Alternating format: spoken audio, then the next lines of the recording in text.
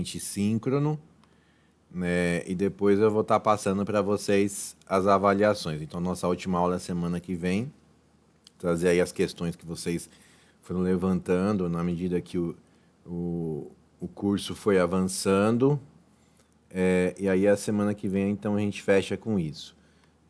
Bom, na aula de hoje a gente vai terminar o assunto da aula passada, que é um assunto bastante importante, que ele está sendo muito discutido cada vez mais, que é a questão dos distúrbios emocionais, particularmente a depressão, né, entre pessoas idosas e não só idosas. A depressão ela comete pessoas de todas as faixas etárias, crianças, a pessoas idosas, mas o nosso foco é o público idoso, né? Mas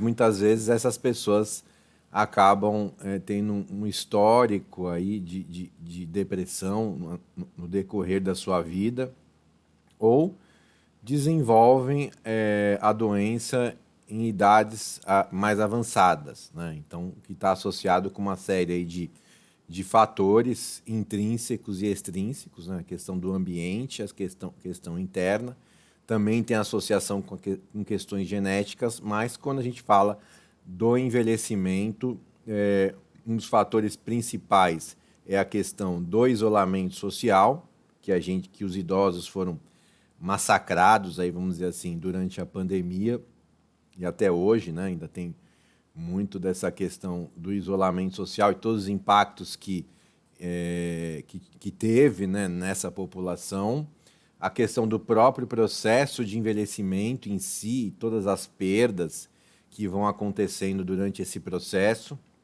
as perdas biopsicossociais que acontecem, então mudanças fisiológicas, mudanças sociais, questões culturais, perdas de pessoas, perdas de amigos. Então, são aspectos aí mais objetivos e subjetivos que interagem entre si, que vão predispor essa pessoa a desenvolver algum distúrbio do estado de humor, que os principais são a depressão e a ansiedade, muito embora essas duas questões estejam ligadas.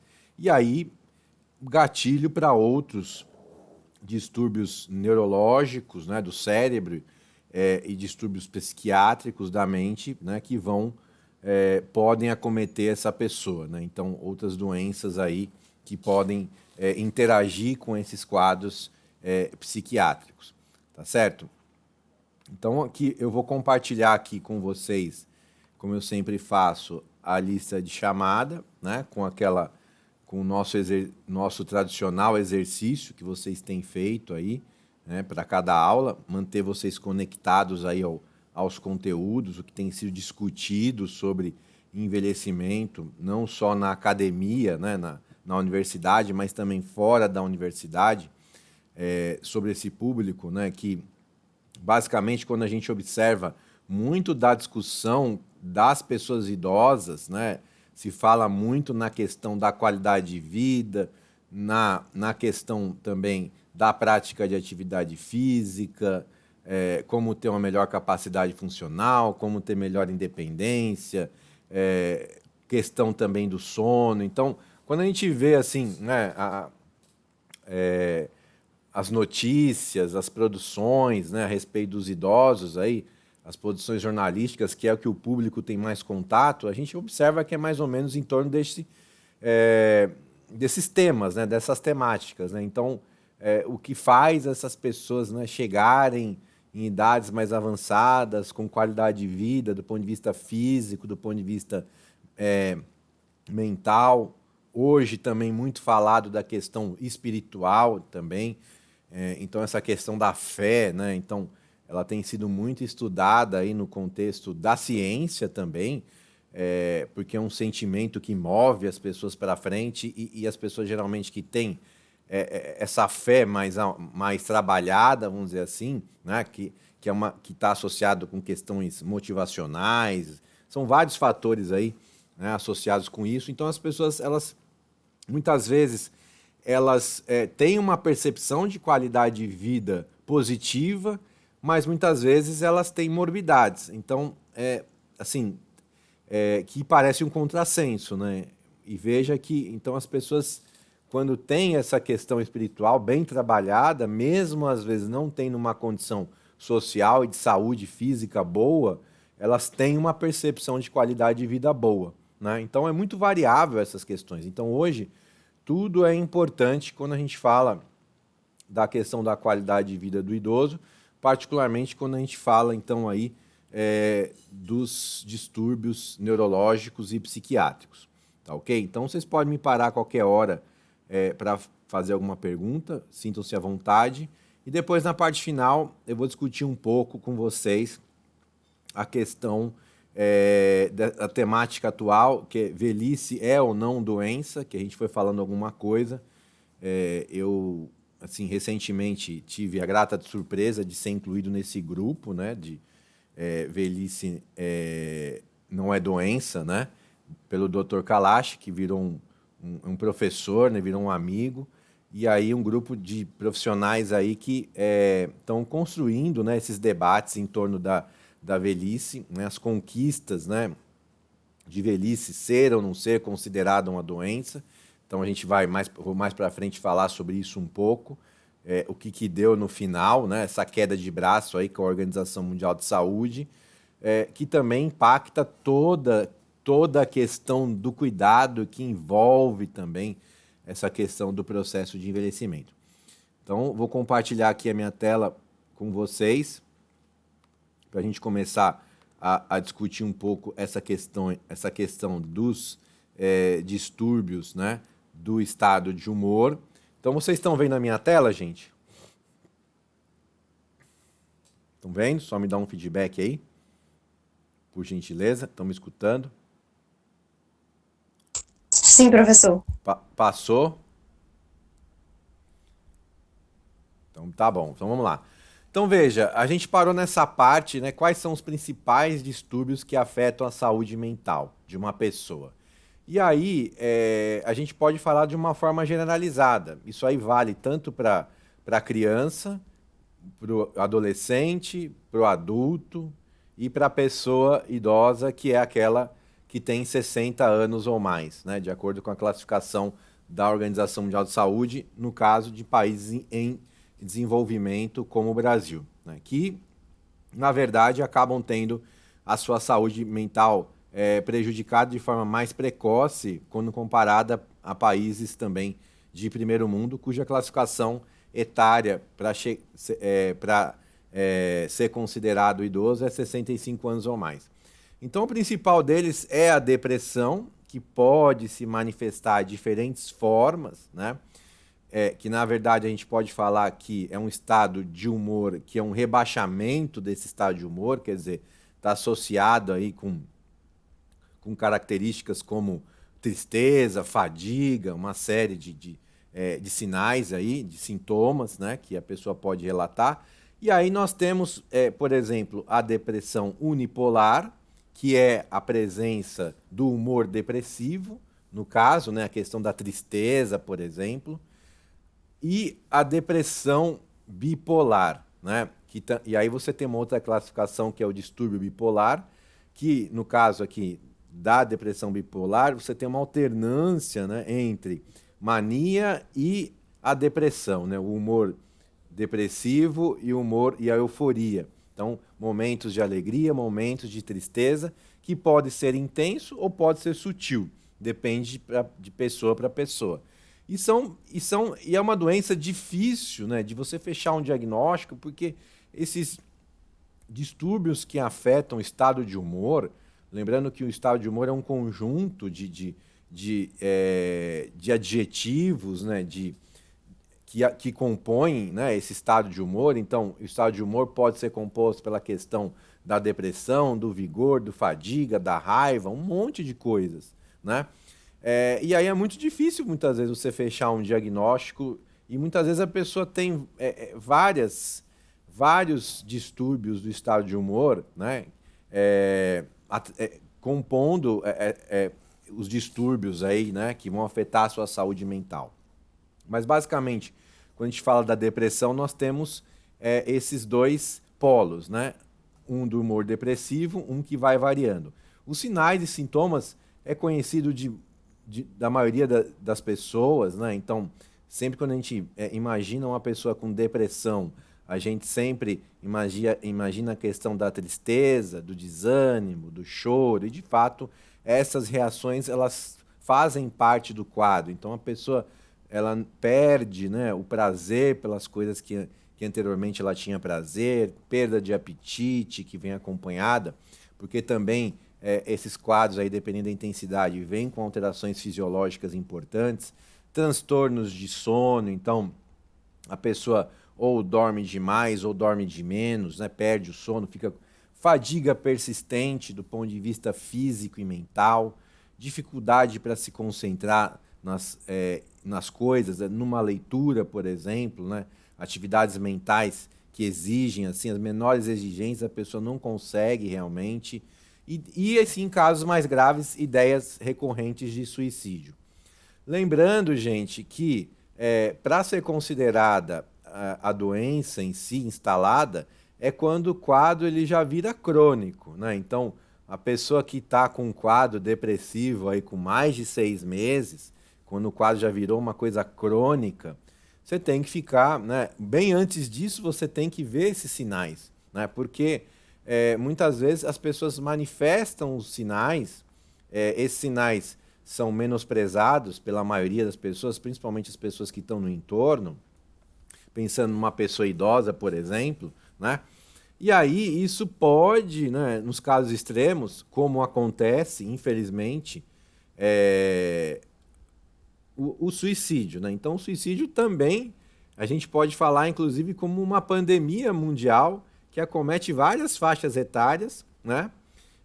E acomete as pessoas com 60 anos ou mais. E esses sinais vão sendo dados, né? As pessoas, né, têm que saber, né, têm que entender e fazer essa leitura, porque geralmente vem aquela fala, mas a pessoa tem tudo, não falta nada, e na verdade não tem nada a ver com isso, né?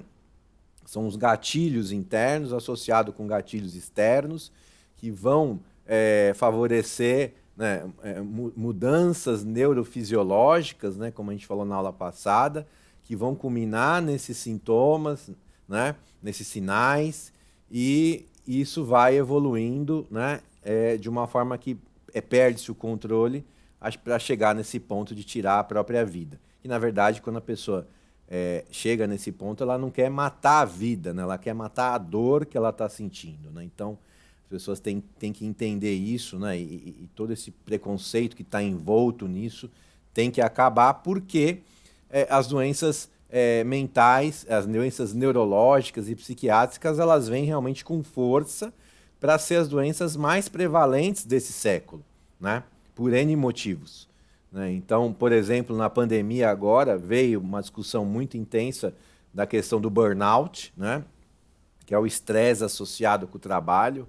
Os profissionais da saúde, por exemplo, todos eles, né, que estão aí trabalhando na pandemia, muita licença por motivos associados aí com burnout, que é essa síndrome, né, associada com trabalho, estresse associado com o trabalho, que é prevalente em professores, profissionais da saúde, policiais, né?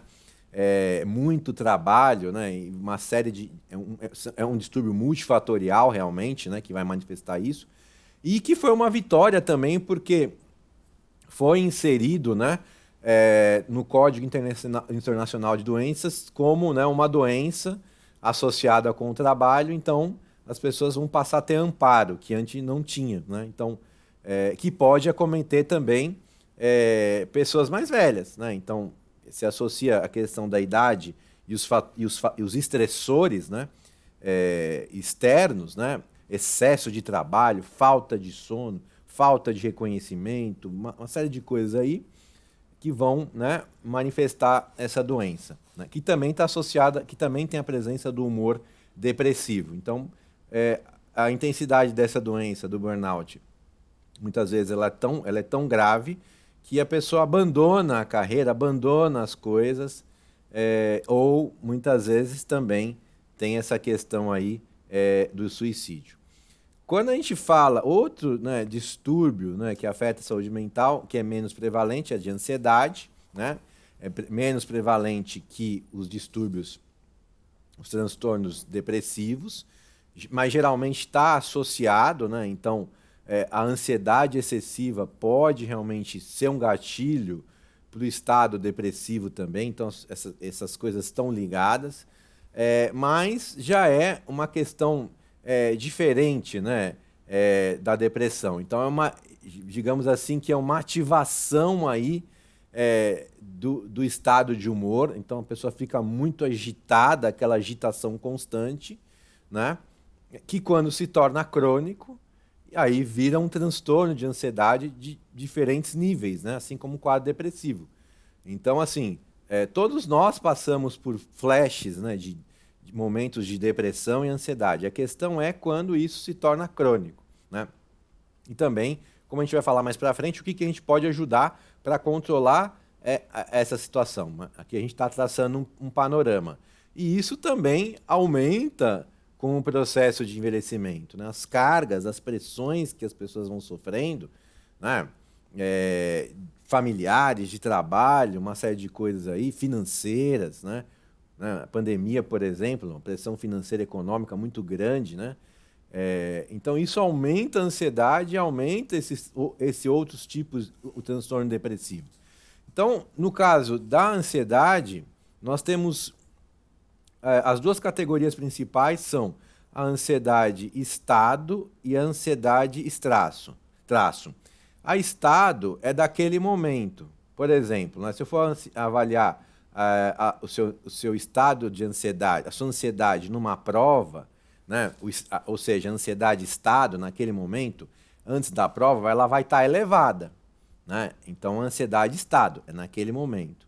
Agora, a ansiedade traço é como a pessoa é no dia a dia.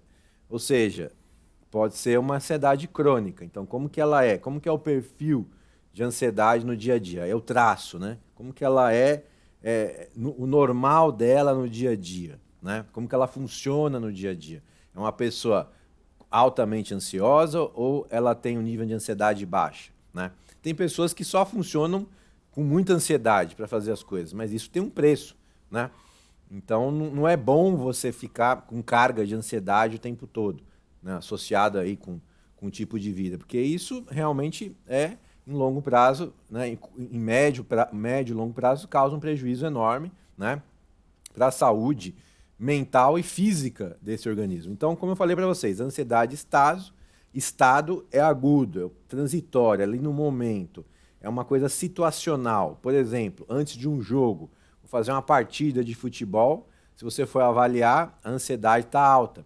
E ela, se ela tiver num nível bom, o jogador ele vai ter um bom desempenho. Precisa de um pouco de ansiedade, senão você vai ficar deprimido, né? Então, mas agora, quando é exagerado, aí a pessoa não consegue realmente desenvolver o melhor desempenho dela naquela situação, né? Então, tem que ter um equilíbrio aí, que é de cada um também, né? E a ansiedade de traço já é a condição crônica, né? Quer dizer, como que é o sujeito no dia a dia dele, né? Ou seja, eu tenho flashes de ansiedade ou eu sou um ansioso crônico, que aí eu posso então desenvolver o transtorno de ansiedade generalizado, que aí já é quando fica crônico essa ansiedade, é a ansiedade patológica, excessiva, persistente, né, que vai causar distúrbios fisiológicos nessa pessoa, né? Vai causar uma série de alterações fisiológicas importantes, né? A pessoa entrar em pânico, por exemplo, né? Uma taquicardia excessiva, né? Não consegue dormir, fica ligado o tempo todo. Isso vai causando vários sintomas em cascata. Então, veja, quando ansiedade e depressão viram doenças, é porque elas se tornaram crônicas, né? Por isso que tem que estar atento que esses sinais que o organismo vai dando para trabalhar com prevenção. Porque depois que se instalou e ficou crônico, causa muito sofrimento para a pessoa e para todo o entorno que ela vive ali, né? Um sofrimento, as pessoas sofrem junto com aquilo e aí não tem tem pouca compreensão. As pessoas geralmente elas pegam as pessoas aí, elas ficam adiando o tratamento, né? Precisam muitas vezes entrar num tratamento medicamentoso com um psiquiatra e aí ficam, não, porque eu não quero tomar remédio, porque quem toma remédio é louco, né? Tem aquela coisa assim de ficar. E aí realmente perde-se o controle e isso causa muito prejuízo físico, mental, absenteísmo, né? Realmente a vida da pessoa para por conta disso, né? Então aí quando a gente fala do tratamento, né? Então o tratamento tanto da depressão quanto da ansiedade envolve realmente, se for crônico, o tratamento medicamentoso, né? Que é com um médico psiquiatra, acompanhamento também com psicoterapeuta, né? Mas aí a gente tem lá, né, os tratamentos complementares, alternativos, que são sempre falados. E hoje a atividade física ela não é nem considerada um tratamento alternativo para a depressão. Ela é o tratamento. Ela precisa, o tratamento medicamentoso precisa vir acompanhado de atividade física, de boa nutrição, né? Porque isso vai impactar em toda a qualidade de vida daquela pessoa. E isso se aplica, como eu falei, para a criança, para o adolescente, para o adulto e para o idoso, né? Então aqui a gente vai falar um pouquinho das estatísticas dos idosos, mas isso se aplica para todos, né? E o que a gente tem observado? Apesar de ser um estudo de 1990, isso, né, vem sendo demonstrado até hoje, né? Assim, tem uns estudos clássicos que são muito bons, né? Então são citados. Então, pessoas realmente que têm depressão, elas são menos ativas e condicionadas e têm menores níveis de aptidão física com pessoas que não têm depressão. Parece uma coisa óbvia, né? Mas a própria aptidão física é um marcador para a questão do estado depressivo. Então, isso é interessante da gente saber, porque a gente pode saber lidar melhor com essa situação, né? Então, realmente, a atividade física, ela causa alterações fisiológicas, neurofisiológicas, que vão minimizar, né, esse quadro e ajudar no tratamento da depressão, né? Então, por exemplo, essa meta-análise aqui de 2012, né, ela avaliou vários tipos de tratamento e a combinação de tratamentos e a atividade física nesse meio, né, comparado com outras intervenções. Então, aí os tratamentos que são, né, clássicos, né, psicoterapia, terapia farmacológica e a atividade física como terapia alternativa, assim como outras terapias como meditação, né, yoga, outras, tai chi, né?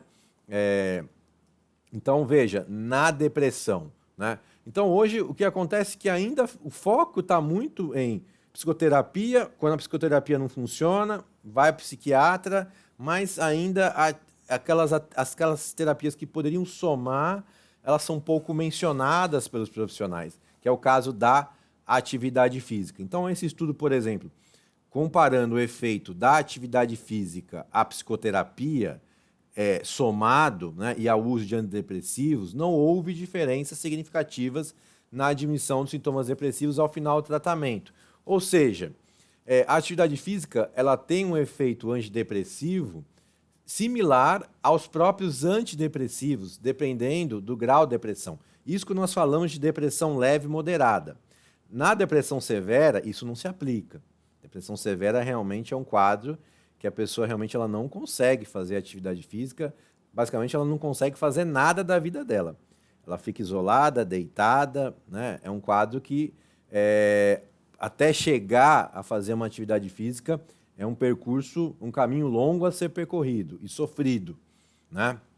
Então, quando a pessoa começa a fazer atividade física, quando está realmente num quadro de depressão severa, está saindo desse quadro, é porque o tratamento está funcionando.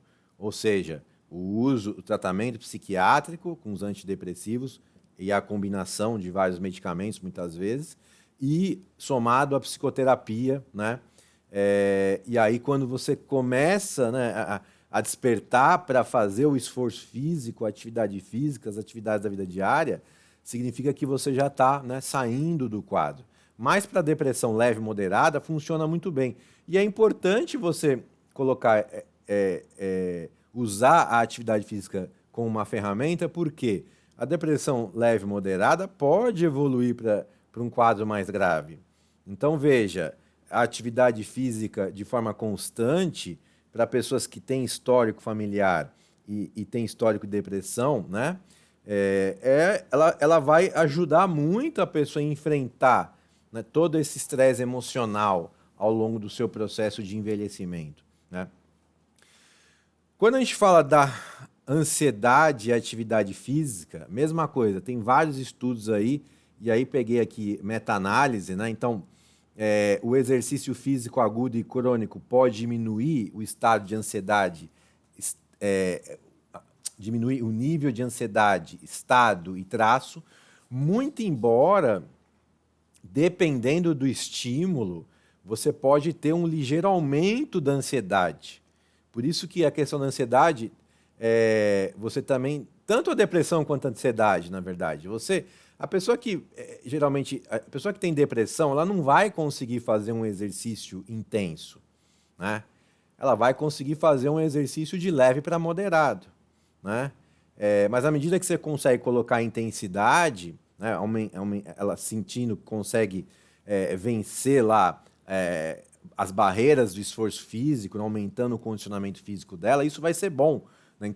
Ou seja, vou citar um exemplo, quanto maior o nível de força, quanto maior o nível de aptidão aeróbia, de consumo máximo de oxigênio, menor é o estado de depressão. Agora, por exemplo, no caso da ansiedade, um exercício intenso, uma pessoa muito ansiosa, ele pode causar mais ansiedade. Então você tem que ir para a literatura, conhecer bem a pessoa que você está lidando, para dar um exercício, prescrever um exercício para essa pessoa, se essa pessoa tem transtorno generalizado de ansiedade, que vai acalmar essa pessoa.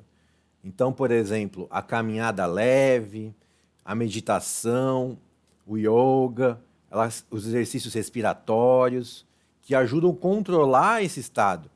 Então, veja, isso eram coisas que nem eram faladas, né? Treinamento respiratório, meditação.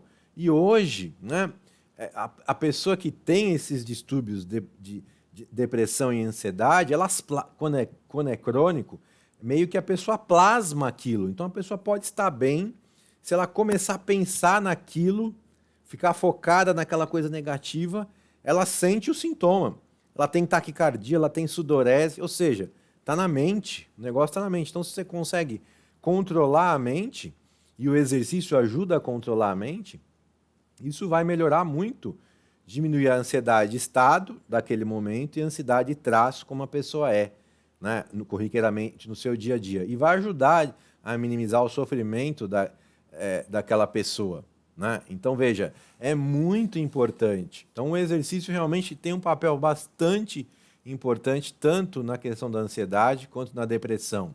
Então, veja, no caso da ansiedade e da depressão, todos os vários tipos de estímulos de atividade física, eles vão ter efeitos benéficos, né? Então, aqui, por exemplo, esse estudo, tanto as atividades aeróbias como anaeróbias são igualmente eficazes na diminuição da ansiedade, assim como as terapias psicológicas. Esse estudo aí de 2008.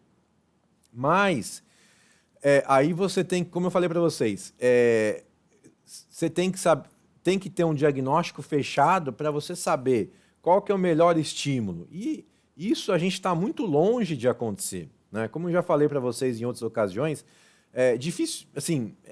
dificilmente alguma pessoa vai na academia, né?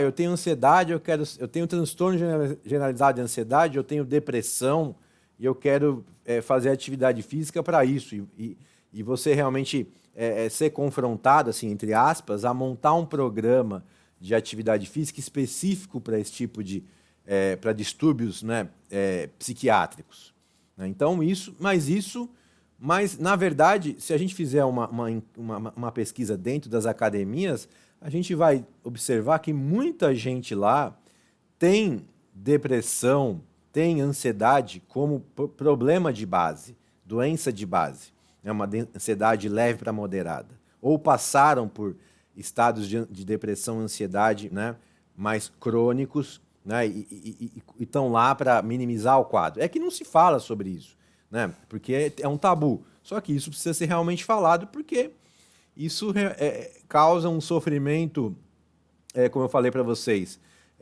do ponto de vista do trabalho, inviabiliza, né, a vida da pessoa. A pessoa não consegue exercer o trabalho, trabalhar.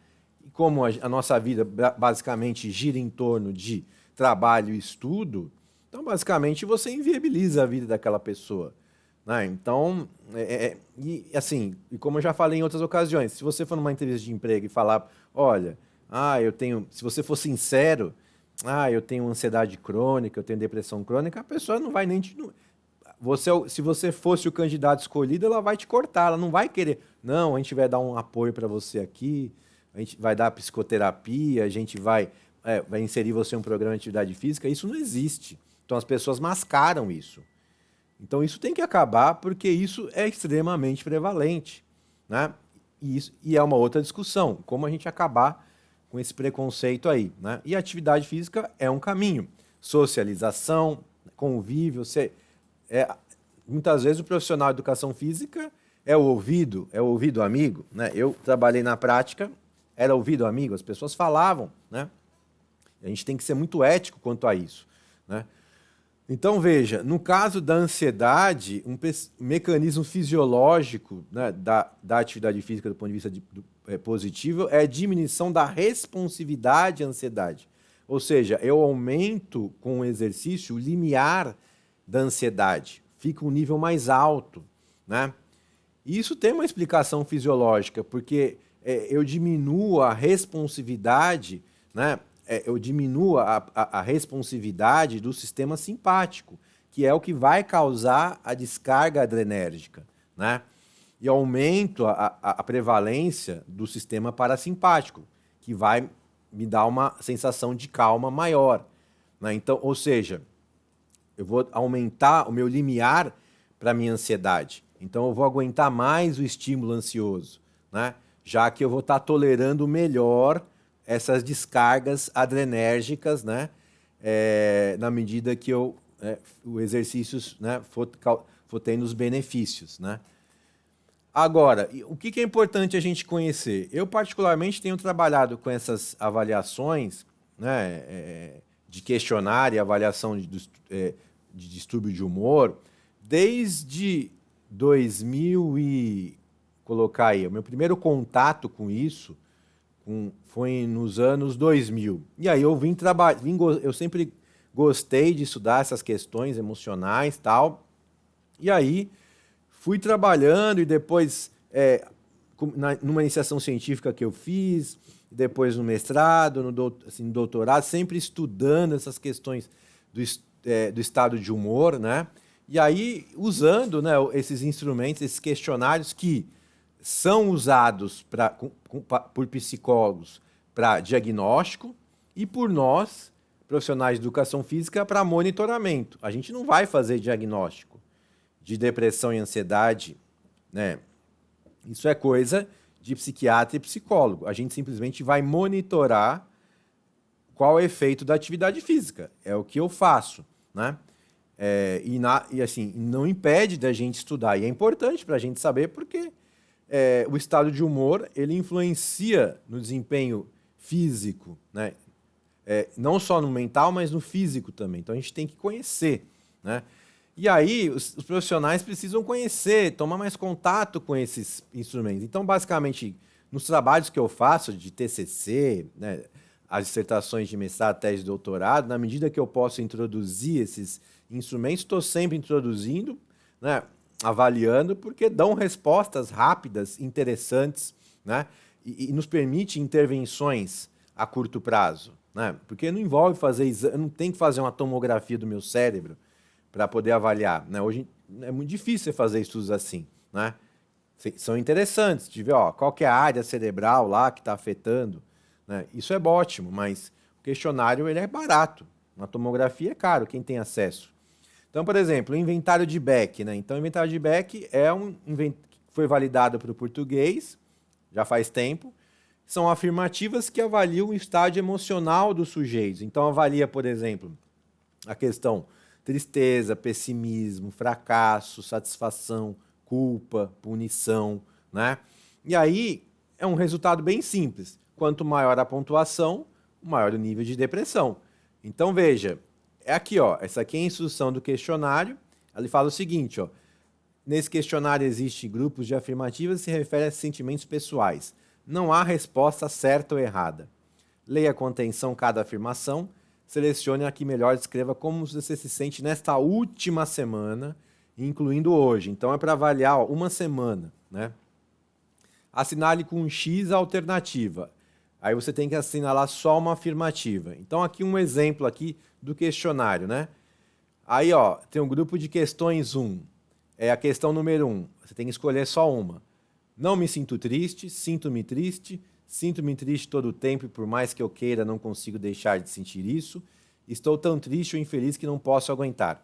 Então veja, com essas afirmativas que vão, elas avaliam o grau, você consegue saber se o score dessa pessoa é baixo ou se o score dessa pessoa é alto. Se for alto, se a pontuação ainda é alta, significa que ela está com níveis altos de depressão.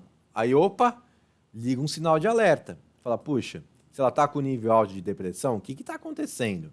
Vamos tentar investigar mais, entende? Então, isso os psicólogos usam muito na prática profissional. E para nós é interessante para monitoramento, né? Então, eu particularmente uso bastante nas pesquisas, né?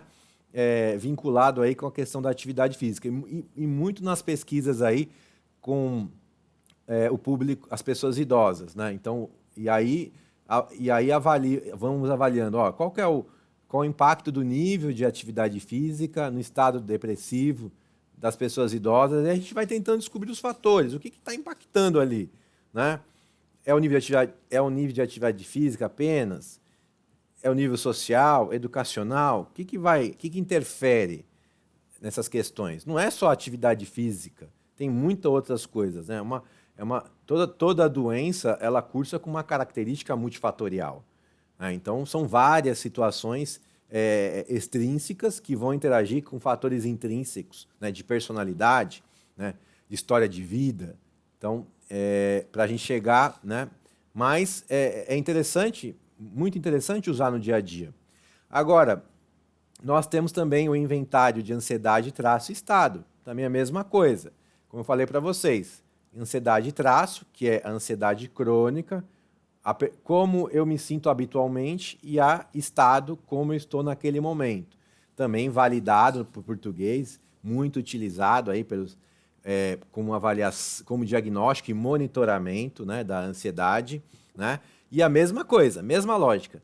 Quanto maior o score, maior o nível de ansiedade. E aí eu trouxe para vocês aqui o exemplo do inventário de ansiedade traço. São 20 afirmativas, uma avaliação do tipo Likert, né? Aí você tem, aí veja, o cabeçalho. Leia cada pergunta e faça um círculo ao redor do número à direita da afirmação que melhor indica como geralmente você se sente. É a traço. Como eu sou... Não gaste muito tempo numa única afirmativa, mas tente dar uma resposta que mais se aproxime. Então a escala é crescente, né? 1, absolutamente não. 2, um pouco. 3, bastante. 4, muitíssimo. E aí começa. Sinto-me bem. 1, 2, 3 ou 4. Canso-me facilmente. Tenho vontade de chorar. Gostaria de ser tão feliz quanto os outros parecem ser. Perco oportunidades porque não consigo tomar decisões rapidamente.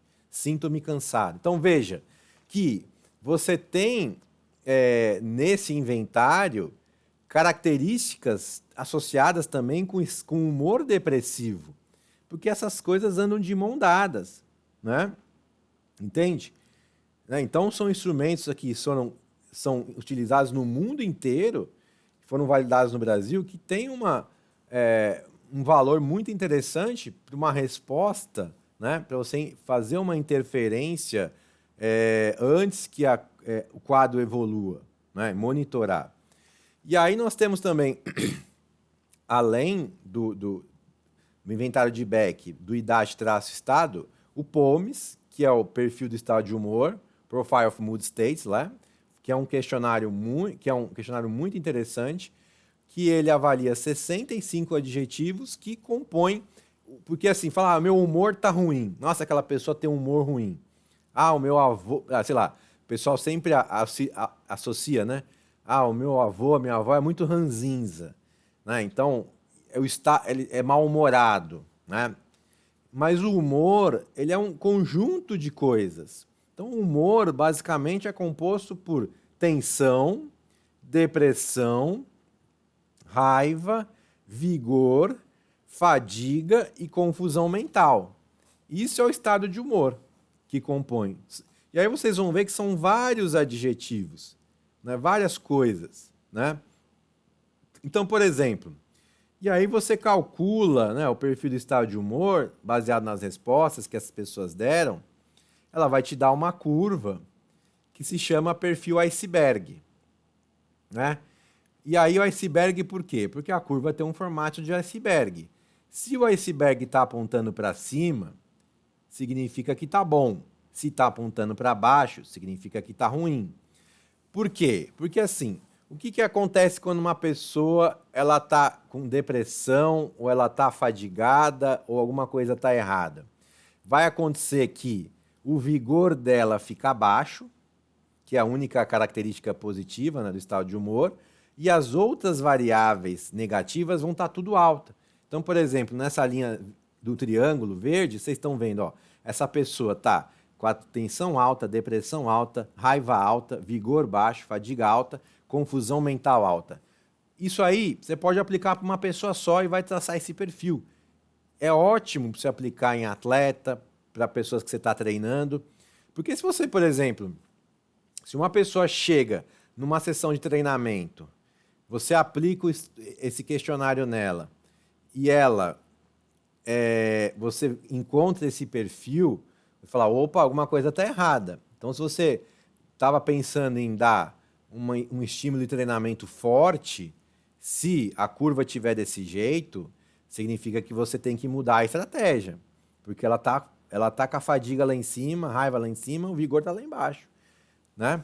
E aí ela avalia realmente o estado de humor, né? Como eu falei para vocês, que é um conjunto de fatores, que aí né, tensão, ansiedade, depressão, desânimo, raiva, hostilidade, vigor, atividade, fadiga, inércia, confusão mental, perplexidade. Então, um questionário muito interessante. Foi o primeiro questionário que eu me deparei aí, que eu usei, né, quando estava em processo de formação. E eu fiquei realmente entusiasta desse questionário, sou fã desse questionário, né? A gente já fez vários trabalhos com com o POMES, e foi um questionário, né, que ele foi validado pelo Morgan, um psicólogo do esporte, lá atrás, mas a história dele, né, começa com o McNair, que ele começou a ser testado para traçar perfil de presidiários. Eles queriam ver qual era o perfil de pessoas que estavam presas, né, estavam na cadeia, né, por diferentes tipos de crime, para traçar um perfil, né, determinado tipo de crime que a pessoa cometeu. E aí começou a ser usado na questão no ambiente do trabalho, em vários cenários. Até que um dia o Morgan adaptou isso para os atletas, e depois isso mundialmente foi sendo utilizado no esporte, e aí foi validado para o português. Então, isso se aplica para todas as faixas etárias, das crianças às pessoas idosas, vão ter perfis diferenciados. Então, se a gente comparar, por exemplo, o perfil de um adolescente, de um jovem adulto, de um idoso, você vai observar diferenças relacionadas à idade. Você vai conseguir observar qual que é o efeito da idade. Se você fizer um estudo, né, que é o que a gente faz. Então a gente compara, comparando jovens e pessoas idosas, como que é? Qual o perfil de estado de humor deles? Ou comparando idosos mais ativos e menos ativos. Qual que é o perfil de estado de humor? Isso dá uma resposta sensacional. E aí, no caso, quanto maior o vigor e mais baixas as outras variáveis, melhor o perfil do estado de humor. Então tá aqui, ó, esse é o questionário, né? Fiz um print da tela. Então é um questionário bem simples. Para cada adjetivo abaixo, indique o que melhor representa seus sentimentos atuais, pontuando cada um deles de acordo com a escala abaixo. Então aí 0, de jeito nenhum, 1, um pouco, 2, moderadamente, 3, bastante, 4, extremamente. Então um questionário que dá a pontuação. E aqui o que é interessante? Cada um daqueles adjetivos anteriores, ó, tensão, dessas variáveis de estado de humor, tensão, depressão, raiva, vigor, fadiga, confusão, ela está contemplada nesses 65 adjetivos. Cada uma dessas categorias são um conjunto de adjetivos que estão em ordem aleatória, né? Tem uma ordem aleatória. Então a pessoa vai responder cordial. Faça a pergunta, eu me sinto, né, nesse momento, eu me sinto cordial? 0, de jeito nenhum, um pouco, moderadamente, bastante, extremamente. Tenso, zangado, cansado, infeliz e por aí vai. E isso no final te permite construir essa curvinha aqui. É muito interessante, tem uma aplicação muito rápida, né? E dá para você fazer interferências rápidas. Como eu falei para vocês, no nosso caso, não diagnóstico, nosso caso é monitoramento. Não quer dizer que o perfil de estado de humor deu alterado, ou que o inventário de Beck de depressão deu alterado, ou que o IDAT traço estado deu alterado, que ele está com depressão e com ansiedade. Precisa investigar, mas é um indicativo a ser observado.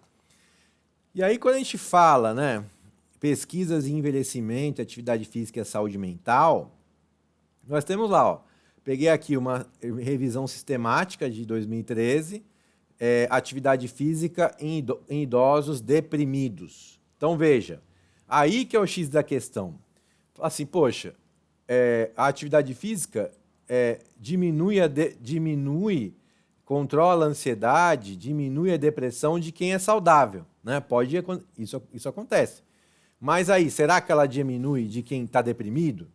Então tá lá, essa revisão sistemática mostrou que o exercício diminui sintomas depressivos, tanto de pessoas saudáveis quanto com aqueles diagnosticados com depressão. Então, tem efeito.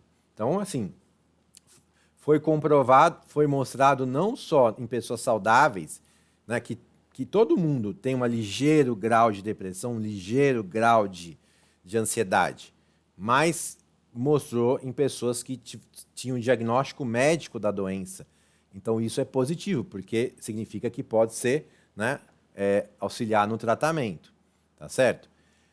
Além disso, é mais efetivo quando se combina a atividade física com antidepressivos na depressão tardia de idosos e resistente ao tratamento. Veja que interessante. Então, quer dizer, a atividade física, ela, somada aos antidepressivos, ou isoladamente, quando é combinada, ela é mais efetiva na depressão tardia, ou seja, em idosos, ou seja, a pessoa não era uma pessoa com depressão crônica, mas ela, quando ficou mais velha, ela passou a ter a doença por conta das perdas, do próprio processo de envelhecimento, alterações hormonais, alterações associadas com a menopausa, produção de testosterona, estrógeno, tem um monte de coisa associada aí, né?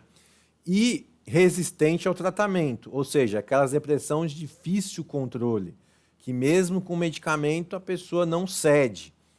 Então a atividade física, ela soma muito nisso, né? Porque esse tipo de depressão resistente ao tratamento, elas causam muito sofrimento. E são aquelas que vão causar realmente, né, precipitar muitas vezes o suicídio, né, que acontece todos os dias, né, e também, infelizmente, uma epidemia, né, de pandemia de suicídios ao redor do mundo, que só foi agravada com a questão da pandemia também. Aí veja, aí é interessante a gente observar uma coisa que eu gosto também, né? Tô iniciando um trabalho recente. Como é que é morar nas áreas urbanas e nas áreas rurais? Será que quem mora no campo realmente tem que ter uma casa no campo, mora no campo, vive aquela vida mais tranquila, realmente eles têm menos depressão do que quem mora nas grandes cidades? No caso aqui dessa população de chineses, foi observada que a depressão é mais comum entre pessoas idosas que vivem em áreas urbanas, né? E aí, o bom estilo de vida, né, atividade física e bons hábitos nutricionais diminui sintomas depressivos. Então, isso também é uma realidade.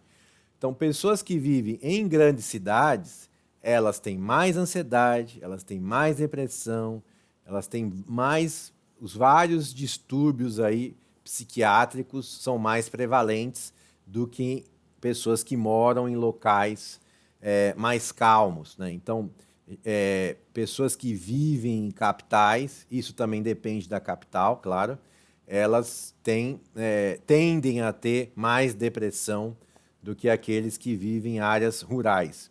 Apesar disso, né, não ter uma relação de causa e efeito, mas está muito associado com o estilo de vida, né? Então, isso a percepção é diferente, né, do grupo que vive, né, em áreas rurais associados com áreas urbanas, né? E também vai depender de um monte de coisa também, né? Um monte de fatores aí associados com o envelhecimento ativo, a inserção social, o acesso aos cuidados em saúde, tem um monte de coisa que interfere.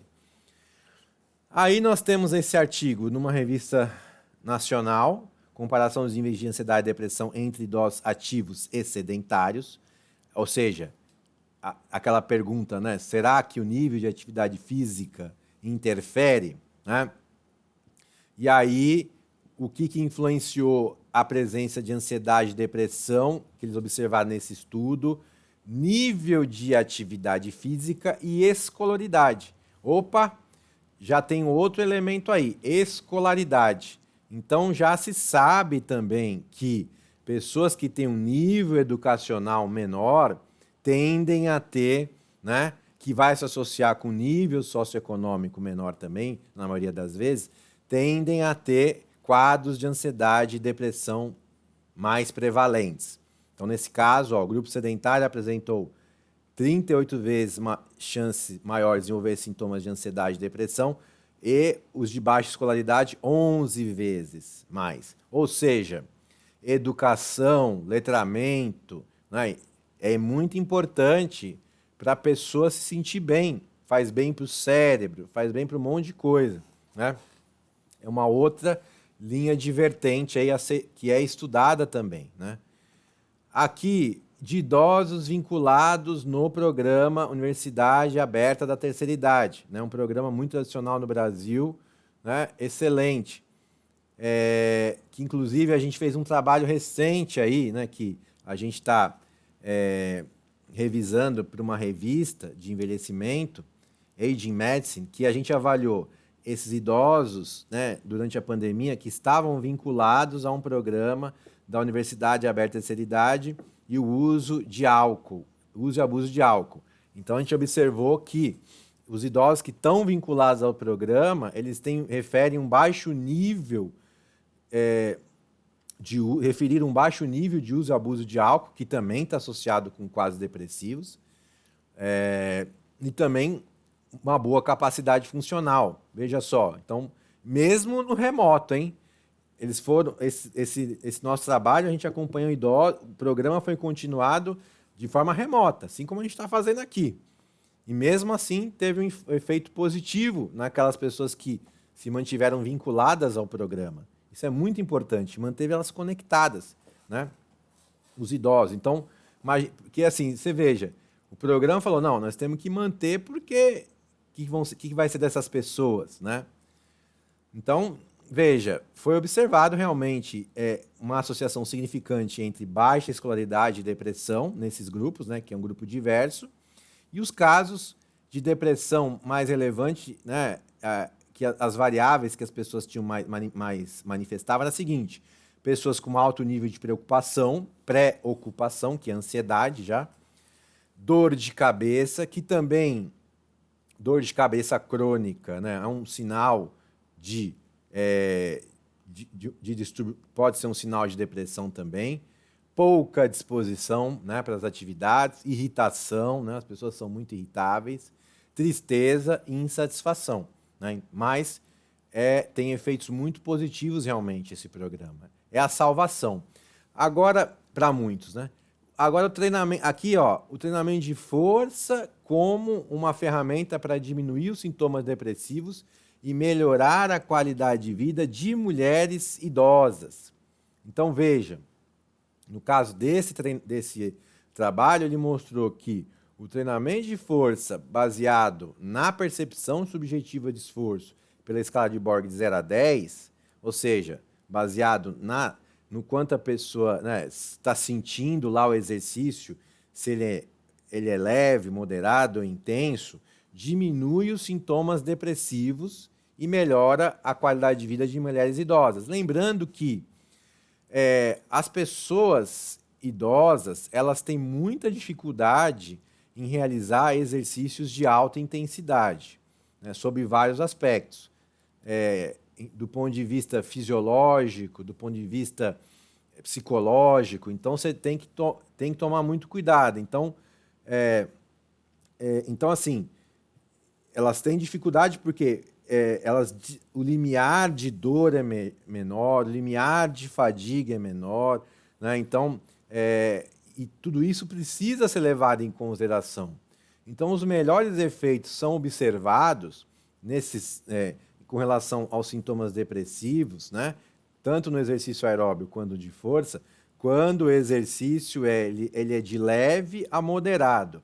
Ele cursa entre leve e moderado. Ora, momentos de exercício leve, momentos de exercício moderado, uma dose pequena de exercício intenso para aqueles que aguentam, mas você tem que ficar trafegando nessa faixa aí, né?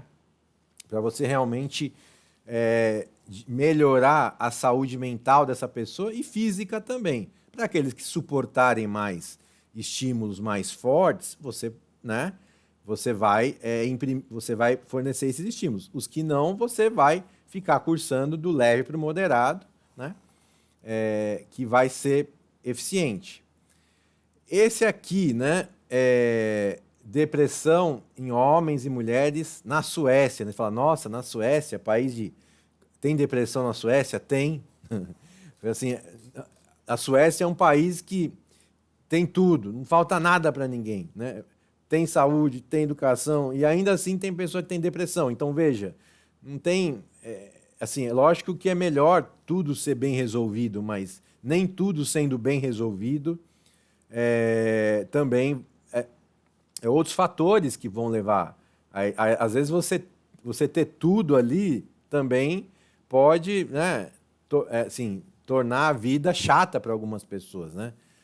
Então, veja, no caso aqui, mas aqui estudando a atividade física, né? No caso, pessoas pouco ativas fisicamente. Alô?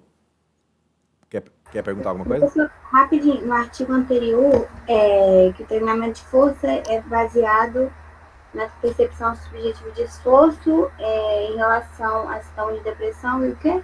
Ah, tá, já voltou. Melhor qualidade de vida. Qualidade de vida, exatamente. Que é um parâmetro, que assim, a qualidade de vida tem um outro questionário que avalia, o SF-36, 36 questões. E aí, assim, qualidade de vida é como a pessoa percebe. Então, assim, quando a pessoa tem depressão, a percepção de qualidade de vida dela não é boa. Mas, às vezes, assim, como eu falei para vocês, né? O que assim, coisas inusitadas, assim, que não é poucas vezes, não. Muitas vezes a gente observa. Como eu já falei no começo da aula, às vezes você tem pessoas idosas que elas têm baixa educação, pouco recurso financeiro, têm morbidades e a percepção de qualidade de vida delas é alta. Então, veja, não é porque, assim, muitas vezes, o que acontece? São pessoas que têm um lado espiritual mais forte, que você tem questionário hoje que avalia essa questão da fé, né? O estado de fé, porque a fé não é só, quando a gente fala de fé, não é só a questão da religião, né? A fé é um sentimento que move a gente para frente, né? Então, veja, essas pessoas ainda tendo todas as questões, as dificuldades, a percepção é alta E aí, comparado, às vezes, com uma pessoa que tem um bom nível socioeconômico, que tem acesso, percepção baixa. Quer dizer, tem outras coisas envolvidas aí, né? Mas, de fato, realmente, depressão e qualidade de vida estão associadas, né? Então, quanto maior a depressão, pior a qualidade de vida. Quanto menor a depressão, melhor a qualidade de vida, tá certo? E aqui na Suécia, realmente, ó, a mesma coisa. A inatividade física é um fator que predispõe à depressão, independente se você está num país de primeiro mundo ou um país de desenvolvimento ou de terceiro mundo, né? Então, veja, até uma vez eu assisti uma palestra, né, de uma pessoa, eu estava assistindo uma palestra que, por coincidência, eu me lembro que ele falou, olha, eu morei na Suécia por um tempo, trabalhei lá, e falou assim, lá é muito chato de viver porque é tudo muito bom, bem resolvido. Então, a gente via muitas vezes as pessoas ficar caçando briga para mudar um pouco ali, né? Ele falou brincando, mas porque realmente é chato, né? Assim, ele falou assim, para mim, que sou brasileiro, foi chato, não tinha nada, era tudo certo, né? Então, veja, foi uma brincadeira, mas veja, não tem uma relação assim com cultura, se é desenvolvido ou em desenvolvimento, é lógico, né? Até porque países assim como a Suécia, de clima frio, as pessoas têm mais depressão e suicídio por outros motivos. A falta de sol, né? Falta da produção de vitamina D, que está muito associado com o sol, né? Pessoas que ficam, né, não tomam sol, elas têm mais predisposição para ter depressão, e tem muitos países aí que são países assim de clima frio, que o nível de suicídio e depressão é altíssimo, só que por outros motivos, né? Ou seja, porque vitamina D, aí precisa suplementar a vitamina D, mas só suplementar não adianta, precisa tomar sol também, né? Então, no caso aqui a gente tem essa vantagem, né? O que também a gente pode fazer uma analogia com as áreas urbanas. Pessoas que moram em áreas urbanas, em geral, estão sempre trabalhando, não tomam muito sol. Doses terapêuticas de sol, ou seja, 15 minutos de sol todo dia, quem que toma, né? Quando você está trabalhando, né? Então, tudo isso, ele realmente predispõe para esses quadros, né? Aí nós temos aqui, né, a questão da atividade física, uma doença psiquiátrica, né? Ou seja, da mente associada com uma doença neurológica do cérebro. Então, veja, foi observada uma associação significativa e inversa, ou seja, quando aumenta uma, diminui outra, com demência e depressão com a prática de atividade física. Ou seja, quanto maiores os níveis de atividade física, menores os níveis de demência e depressão. Aqui nós podemos falar até de demência de Alzheimer. Agora, quando a gente fala de depressão e mal de Alzheimer, demência de Alzheimer, né? A demência causada por mal de Alzheimer, vamos dizer assim, melhor dizendo, quanto mais depressão ao longo da vida, maior a chance de demência, de mal de Alzheimer. Então, veja, a depressão crônica também ela joga negativamente na predisposição para o mal de Alzheimer. Inclusive, né, ela é um fator de risco, né, está sendo estudado, e quando a pessoa é diagnosticada, em geral, ela entra em quadro depressivo, né, o que vai piorar a evolução do quadro, porque é quando ela está percebendo ali que ela está perdendo a memória e já sabe onde vai dar, né? Sabe onde vai dar a situação. Então, isso é uma coisa muito sofrida realmente, né? Então, e a prática de atividade física, né, ela ajuda muito nas duas questões, né? Melhorar a qualidade de vida da pessoa que tem mal de Alzheimer e também que também está associado com depressão, por exemplo. Mas é muito interessante que se comece de forma bem precoce, né? Para minimizar aí as perdas aí associadas com a doença. Tá certo? Aí, assim, um pouco da produção do nosso grupo aqui. Eu trouxe 2 artigos aqui nossos aqui que utilizam esses questionários, né? Então, esse aqui, por exemplo, ó, o treinamento de pilates e aeróbio melhora os níveis de depressão e ansiedade e qualidade de vida em indivíduos com sobrepeso e obesidade, que eram pessoas que tinham 60 anos ou mais, né, homens e mulheres. Então, veja, a gente, no caso aqui, a gente comparou 2 estímulos, né, caminhada e pilates, ambos tiveram efeitos positivos, né, sobre depressão, ansiedade e qualidade de vida em indivíduos com sobrepeso e obesidade, idosos, né, com 60 anos ou mais. Aí a gente usou inventário de Beck, IDASH-Estado, POMES, SF36. Veja, olha só que resposta interessante. E nossa intervenção foi treinamento, exercício crônico, né? Então melhora. O Pilates já é uma alternativa, né? Então, para além da caminhada, se você fizer Pilates, é uma possibilidade, né? Interessante também, né? Outra coisa que, no caso, eu observei em pacientes com epilepsia, né? Um trabalho daqui da minha tese de doutorado. Baixos níveis de potência aeróbia máxima, ou seja, VO2 máximo, prejudicam o perfil do estado de humor em indivíduos com epilepsia do lobo temporal, que é um dos tipos de epilepsia, né? Que é a epilepsia mais grave, que está associado que essas pessoas com epilepsia são as pessoas mais velhas, né? Colocar aí 40 anos ou mais, 30, 40 anos ou mais, e, né, são as pessoas que têm os principais sinais e sintomas, assim, é mais grave, né, a questão das crises e tudo mais, e também elas têm quadros de depressão associado, né, mas a gente observa que, ou seja, o VO2 máximo baixo, ela só joga contra tudo isso. Então, quer dizer, se a gente melhorar a aptidão física dessas pessoas, consequentemente, você vai melhorar o perfil do estado de humor delas e vai melhorar a qualidade de vida delas, né? Por uma doença que é bem difícil, né, de ser enfrentada. E aí, assim, antes da gente entrar no outro assunto, né, que é a questão da velhice e doença,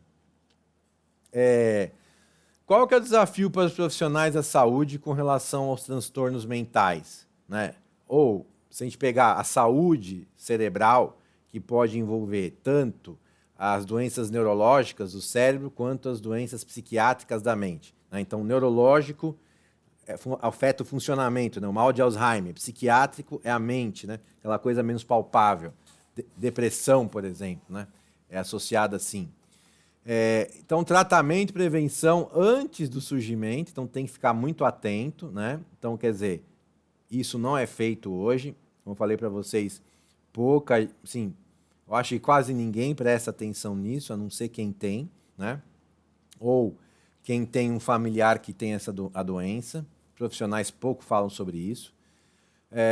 Também, né, a compreensão dos efeitos da atividade física sobre a saúde mental, a neurofisiologia mental, a memória, né, tudo que pode influenciar, pode ajudar muito na questão da prática diária dos profissionais da saúde, né, dos profissionais de educação física.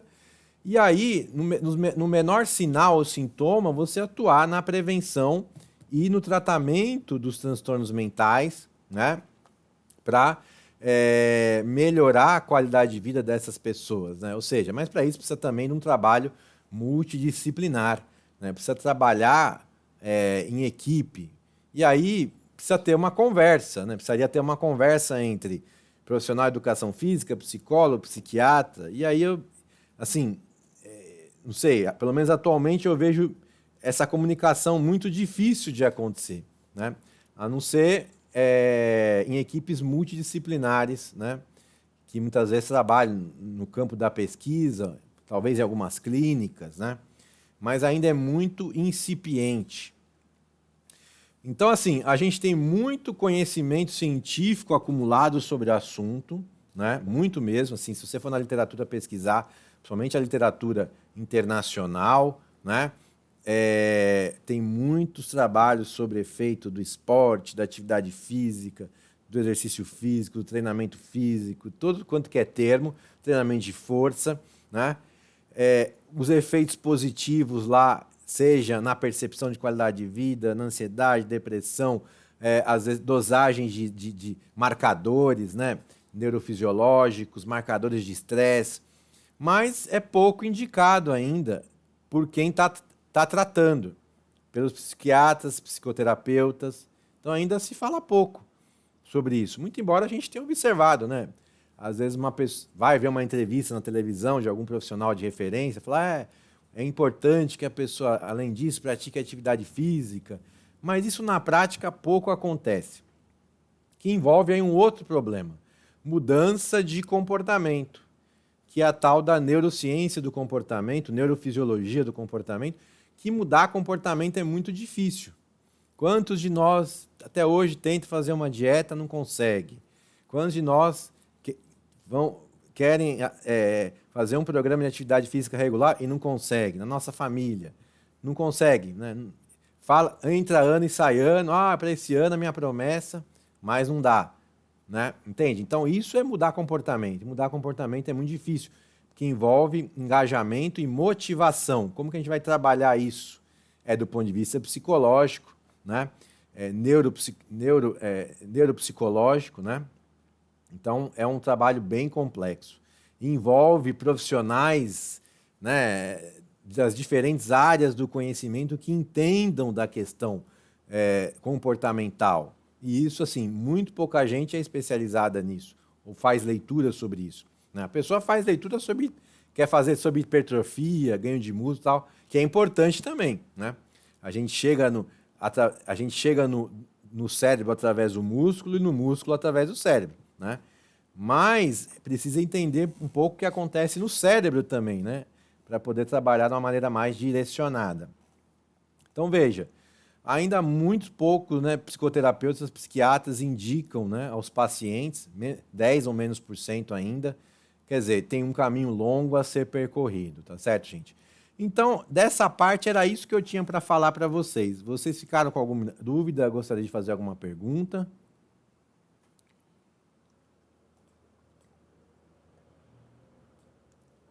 Tá tranquilo, professor. Então, beleza. Então, agora, gente, para a gente fechar nossa discussão do dia, da aula de hoje, para a aula semana que vem ser a nossa última aula, é uma discussão aí que vocês estão vendo muito, que eu gostaria muito que vocês participassem, caso se sintam à vontade. Eu acho importante, porque é uma discussão de todos nós, né? Não é só minha. E assim, porque com esses movimentos que tenho feito, assim, criação, né? A ideação da MoveAid, né, que eu tenho passado para vocês, o canal, o site, eu fui me aproximando de um monte de profissionais, fazendo lives, coisas assim, então isso foi me levando para isso. Então hoje eu faço, isso foi me dando uma oportunidade ímpar de ter contato com profissionais assim que eu nunca imaginaria que teria contato, de referência nessa área, né? Como, por exemplo, o Dr. Kalash, Dr. Alexandre Kalash, que é um médico gerontólogo que está sempre assim, além de ser extremamente, né, referência mundial aí em gerontologia, ele está sempre falando, né, na mídia e tal, e propagando a sua mensagem. E aí me deparei com essa questão que, para mim que atuo na universidade, na pesquisa, é interessante, porque afeta, né, o que a gente vai fazer, não só como profissional, mas também como pessoa, né? Aí essa pergunta, né? Velhice é ou não doença? Então aí veio a Organização Mundial de Saúde querendo colocar no Código Internacional de Doenças velhice como doença. E aí aquela coisa, né? Já parou para pensar, né? Se isso realmente acontecesse, o que poderia, né?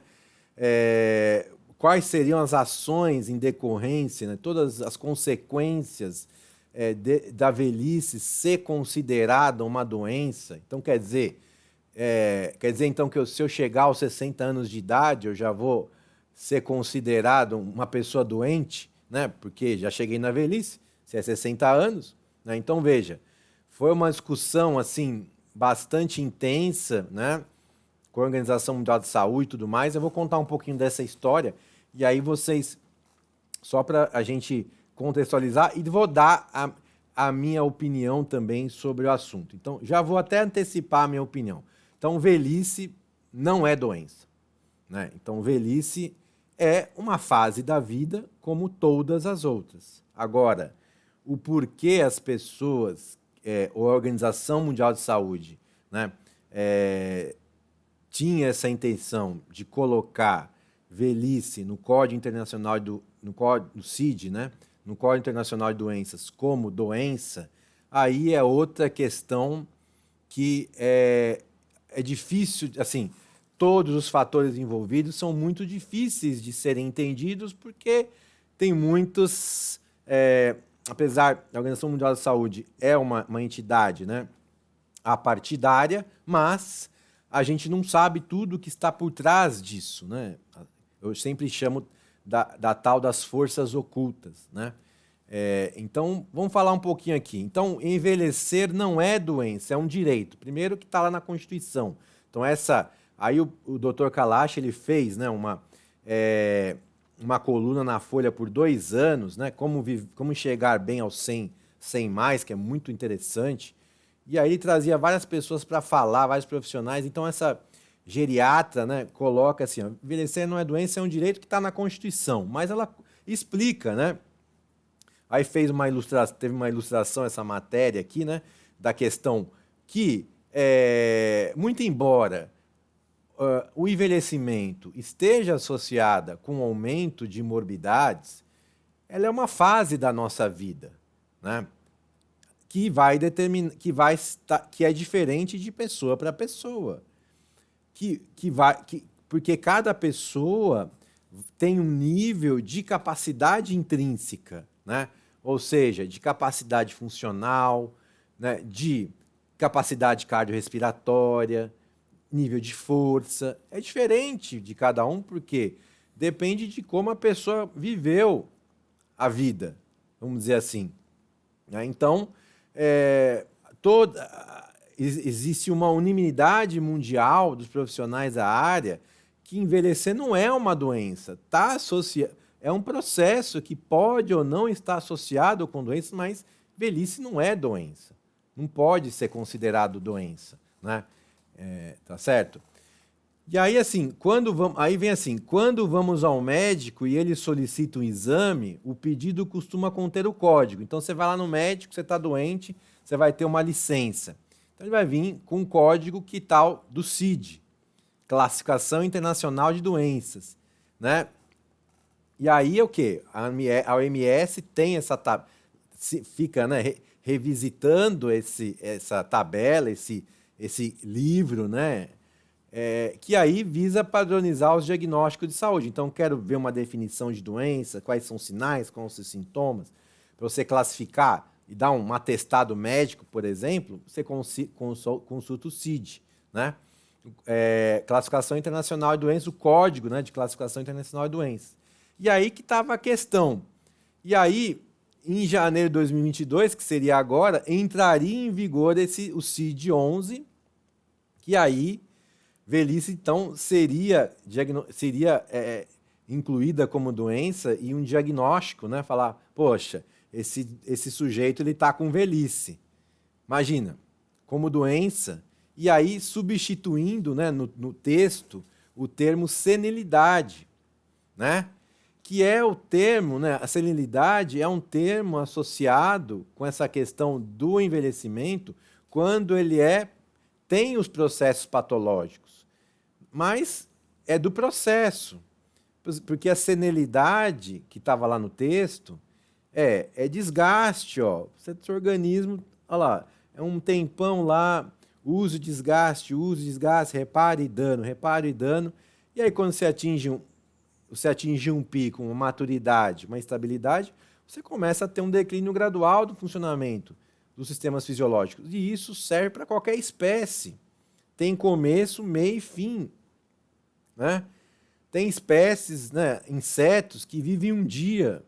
Né? Uma tartaruga marinha pode viver 150 anos. Entende? A gente vive, em média, lá, né, 80 anos. Vamos colocar assim, né? Então, veja, é um processo que se passa, né? De desenvolvimento, de crescimento e desenvolvimento, mas que uma hora, né, você tem as perdas, elas vão se acumulando, mas é diferente para cada pessoa. Então eu gostei tanto desse assunto, isso aí, essa coisa calou tanto em mim, que agora eu realmente eu vou trazer essa questão como uma aula do curso. Velhice é ou não doença? Envelhecer é ou não doença? Porque as pessoas realmente, não precisa nem a OMS falar, as pessoas associam o envelhecimento com doença.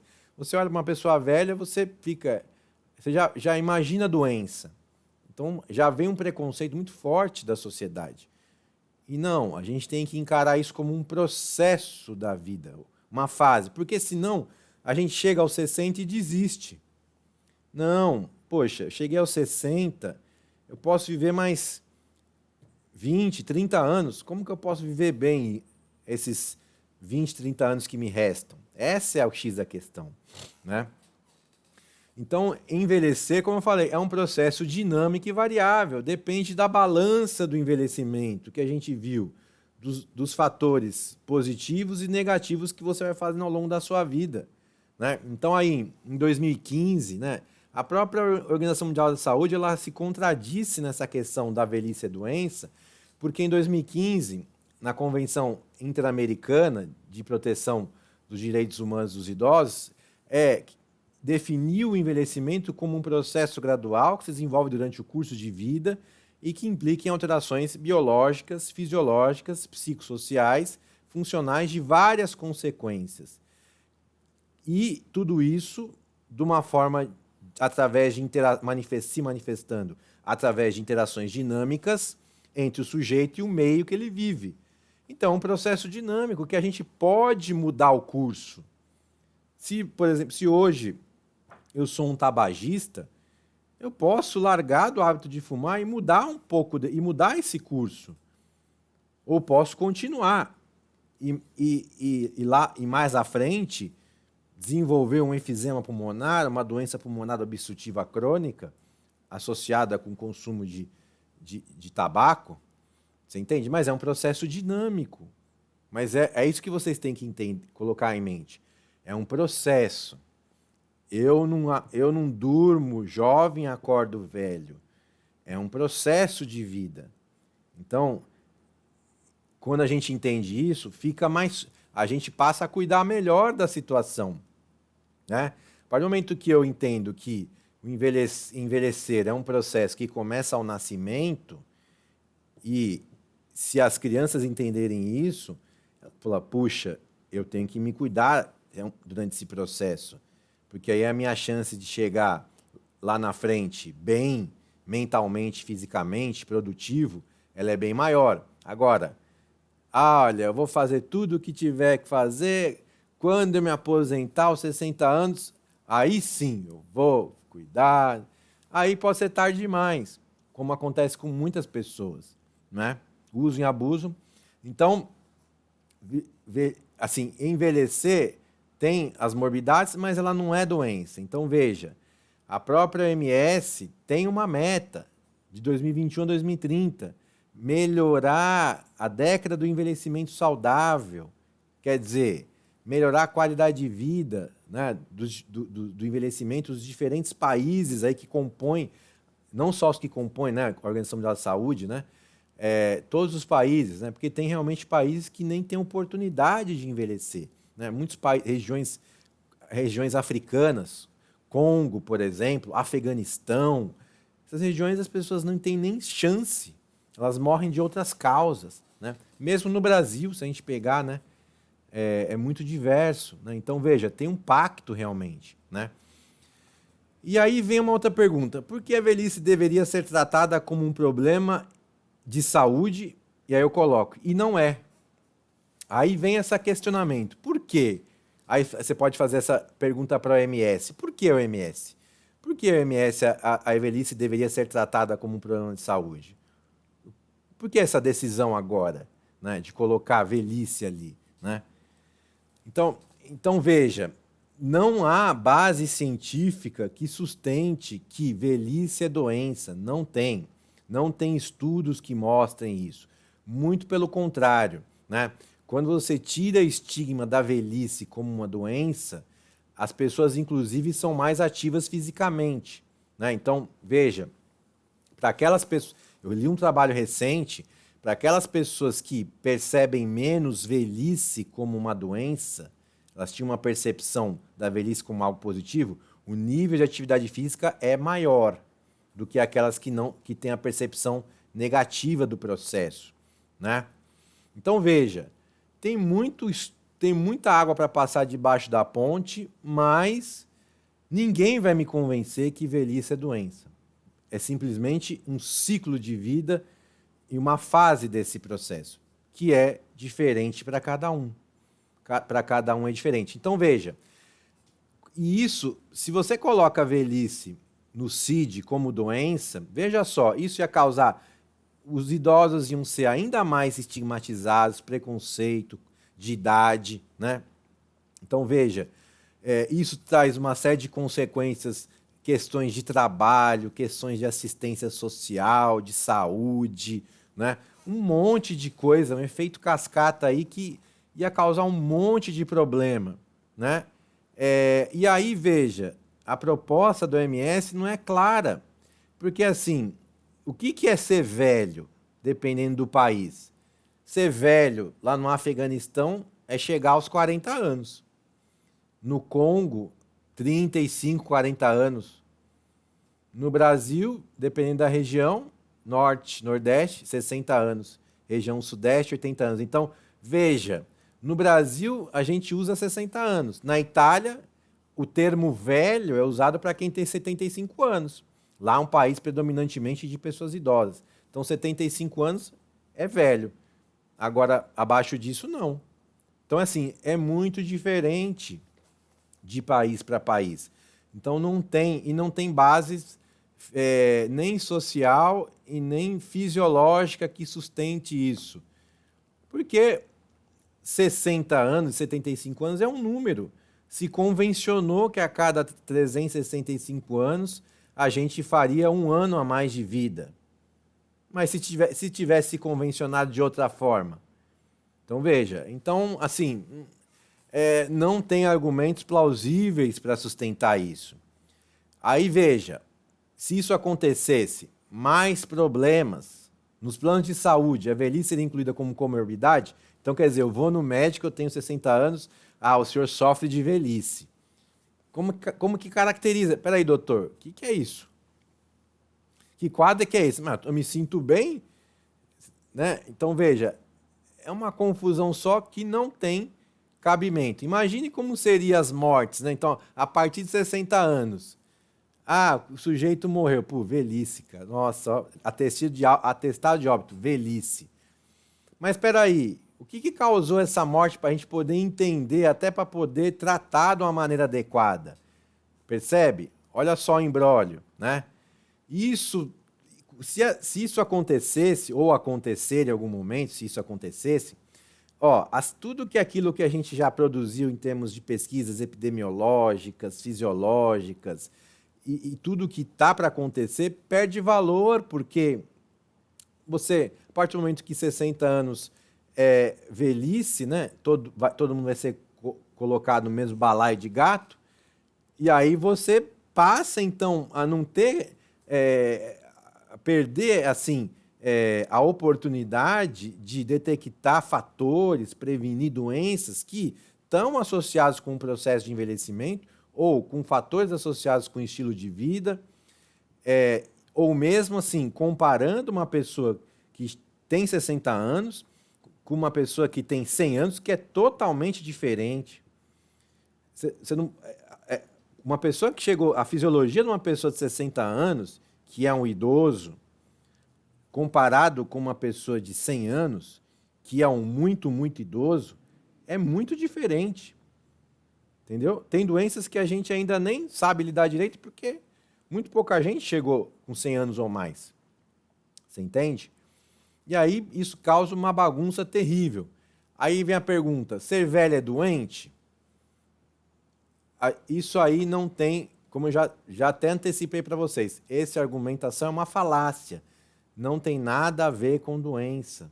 Não se sustenta do ponto de vista biopsicossocial, né? Você classificar velhice como doença, né? Então, A velhice ela não é única, ela é diversa, ela é dinâmica, como falei para vocês.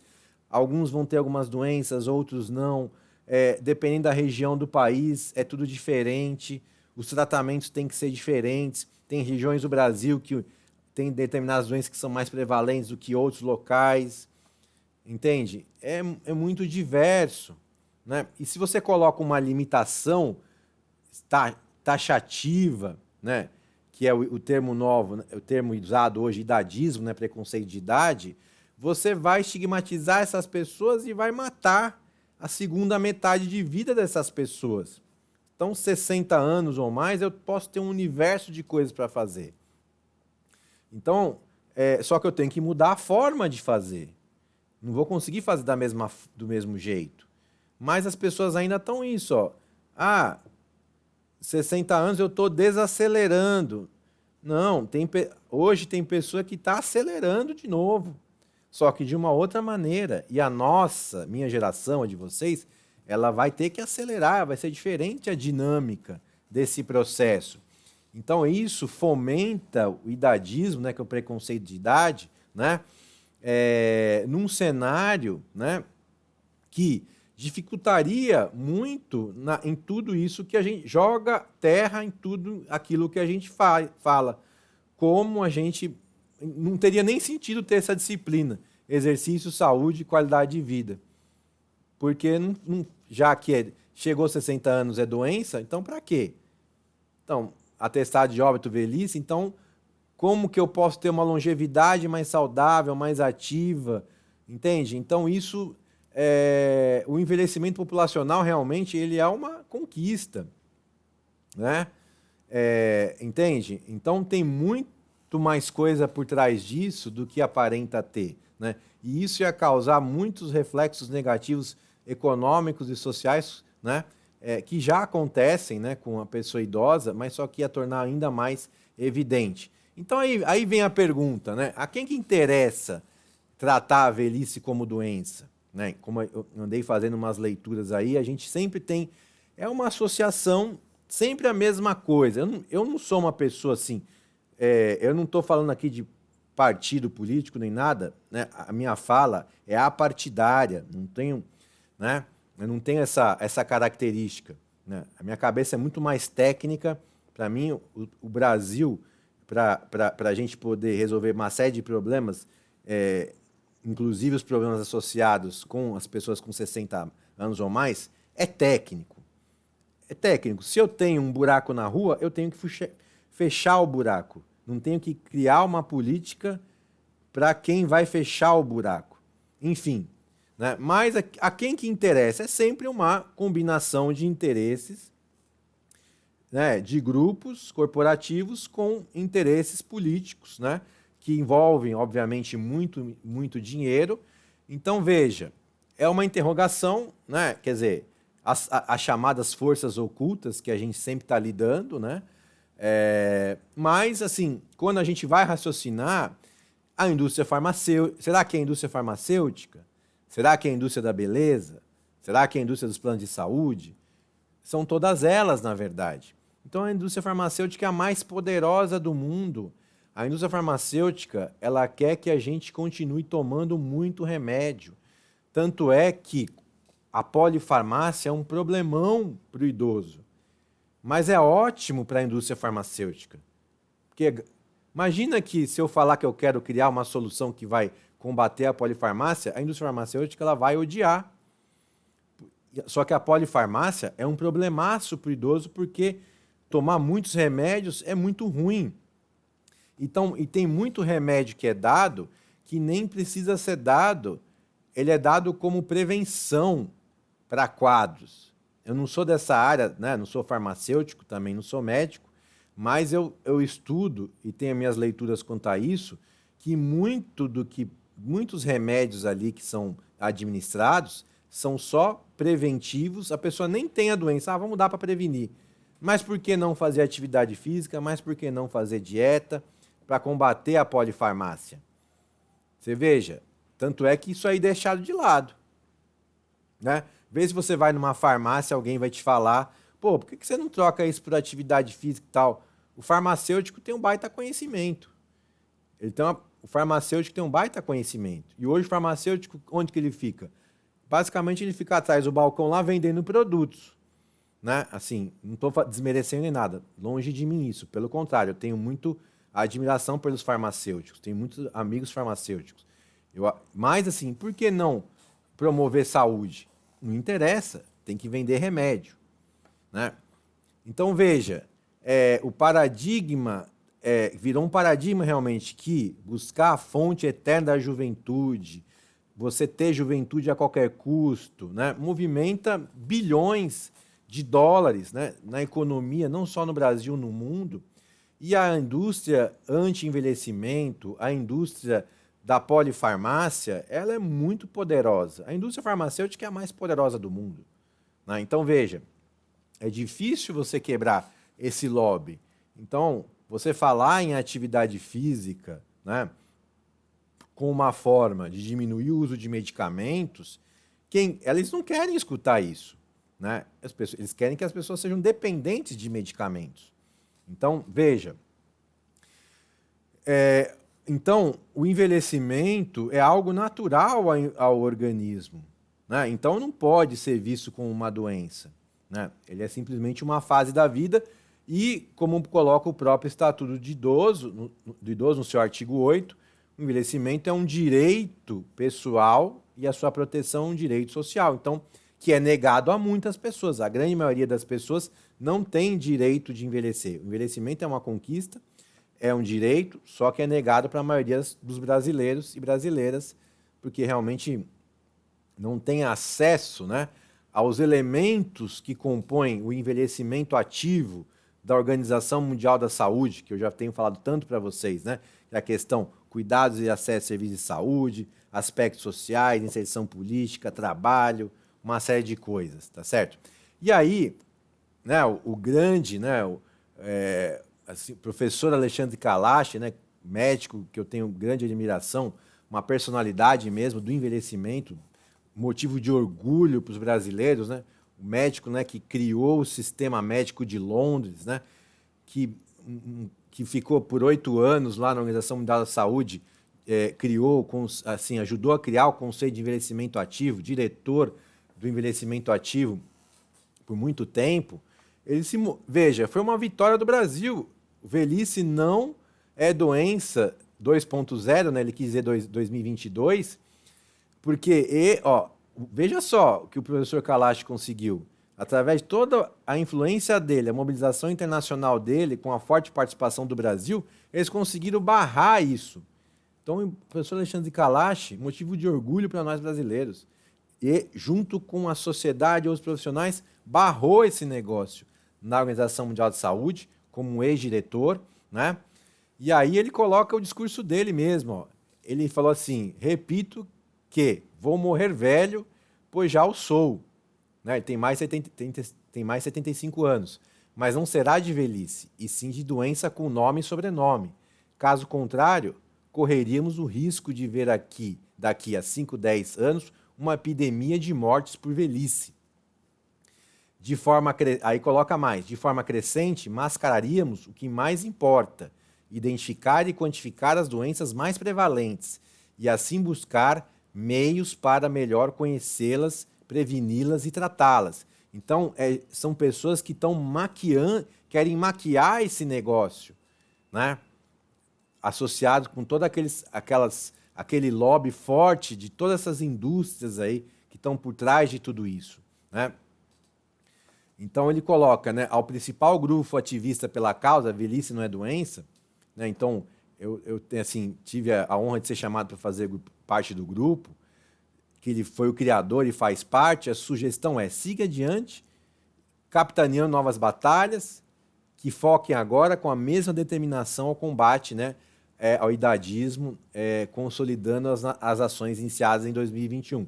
Porque vai precisar que novos profissionais se engajem nessa causa para que continue tudo isso. Né? E a gente realmente vai fazer parte dessa geração de profissionais. Né? Então, é importante levar essa mensagem adiante, né? Porque nós vamos viver toda essa história. Tá certo, gente? Então, era isso que eu tinha para falar para vocês hoje, né? Gostaria de saber se algum de vocês tem mais alguma dúvida em relação, gostaria de fazer alguma colocação com relação ao assunto que foi conversado.